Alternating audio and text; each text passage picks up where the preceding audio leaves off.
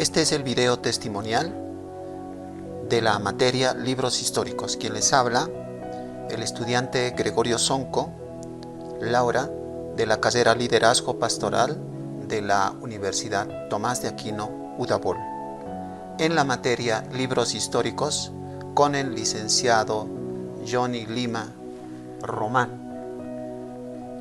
En esta materia, personalmente he aprendido varios aspectos de los libros históricos del Antiguo Testamento. En total hemos avanzado 12 libros históricos, de los cuales quiero primero ponderar algunos motivos de por qué debemos dar importancia e estudiar los libros históricos, entre las cuales son las siguientes. Los libros históricos son como un puente que nos van a conectar después de la ley, o sea, el Pentateuco, Génesis, Éxodo, Levítico, Números, Deuteronomio, con los libros proféticos. Vale decir entonces, los libros históricos son un puente que conectan la ley con los libros proféticos. El protagonista principal en los libros históricos son Dios y su pueblo Israel. A veces pensamos que la Biblia es una historia de Dios y el hombre. Es al revés. Dios tratando al hombre, en este caso al pueblo de Israel. Otro motivo que puedo ponderar es que cada libro histórico cuenta una historia muy singular del pueblo de Israel. Cada una de las historias, vivencias, experiencias, tanto de varones y mujeres, son un anticipo de lo que vendría a ser el Nuevo Testamento. En los libros históricos vemos también el carácter de Dios.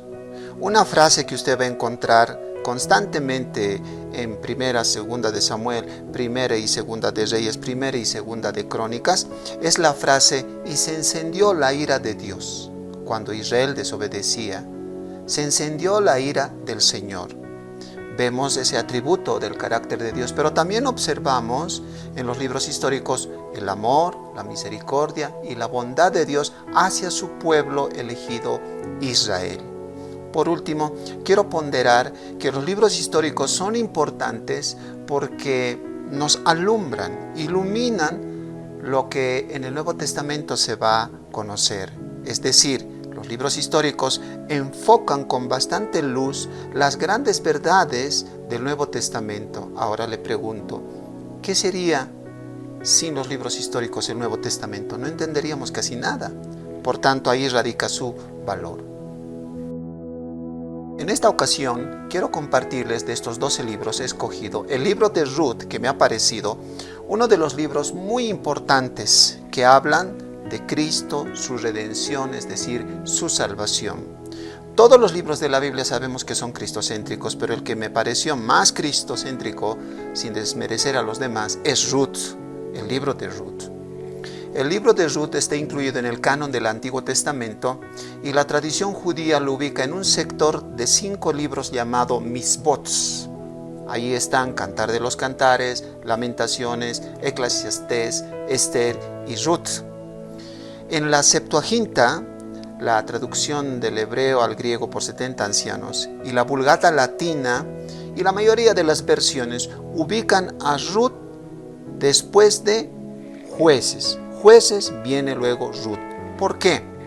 Porque Ruth, este libro, es la otra cara de la moneda en el contexto histórico. Mientras en Jueces nos habla que Israel se corrompía, cada uno hacía lo que le parecía, como quería, en el libro de Ruth vemos Dios obrando de una manera sobrenatural en el carácter de la nuera de Noemí, ¿no? Ruth, quien llegaría a ser esposa de Booz. Por tanto, entonces vemos eso, al punto que ese matrimonio, que enseguida un poquito vamos a hablar, llega a ser incluido en la genealogía mesiánica.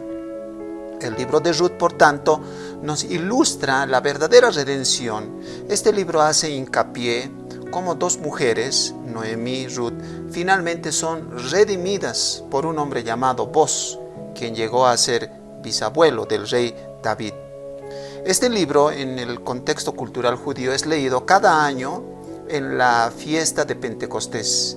Y el tema central de este precioso libro es el amor de Ruth a la moabita y su elección de la moabita al Dios de Israel. Tu Dios será mi Dios, y donde tú vivas yo viviré, lo que tú hagas yo haré. una confesión de fe muy hermosa. ¿Hay palabras claves en este libro de Ruth? Sí, por ejemplo, pariente, esa palabra aparece 14 veces, Ruth aparece 12 veces.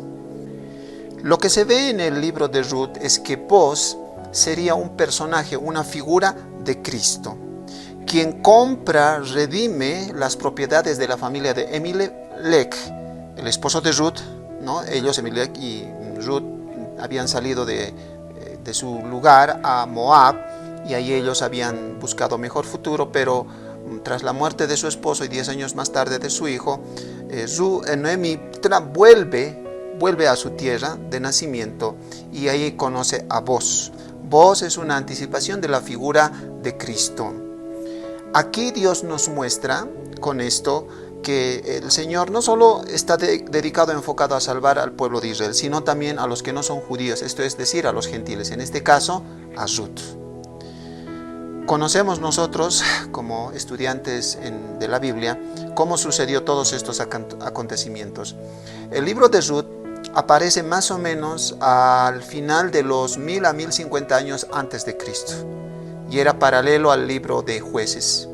En ese sentido, yo veo una gran riqueza en este libro de Ruth para escarbar, escudriñar la redención. Vos, Cristo, Ruth, la iglesia.